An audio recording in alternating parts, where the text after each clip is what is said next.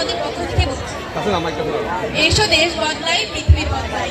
তারুণ্যের ভাবনায় আগামী বাংলাদেশ শীর্ষক কর্মশালায় উপস্থিত সম্মানিত ব্যক্তিবর্গ এবং উপস্থিত সকল প্রেক্ষার মানুষদের জানাই আমার আন্তরিক শুভেচ্ছা, অভিনন্দন ও সালাম। আসসালামু আলাইকুম।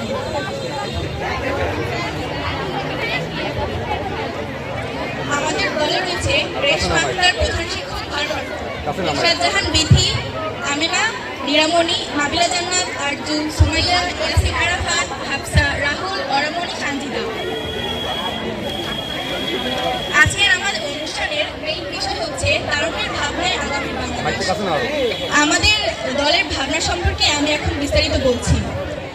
প্রথমতেই বলবো, আমরা দুর্নীতিমুক্ত বাংলাদেশ চাই, যথাযথ আইন ব্যবস্থা চাই, নিরাপদ সড়ক চাই, নারী পুরুষের সমান অধিকার চাই, ইফটিজিং মুক্ত বাংলাদেশ চাই।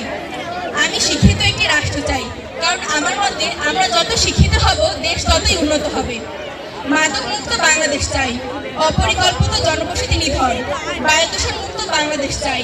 কৃষিক্ষেত্রে অতিরিক্ত কীটনাশক ব্যবহার না করে উন্নত প্রযুক্তি ব্যবহার করা, প্রকৃতির ব্যাঘাত না ঘটিয়ে প্রকৃতির উন্নয়ন।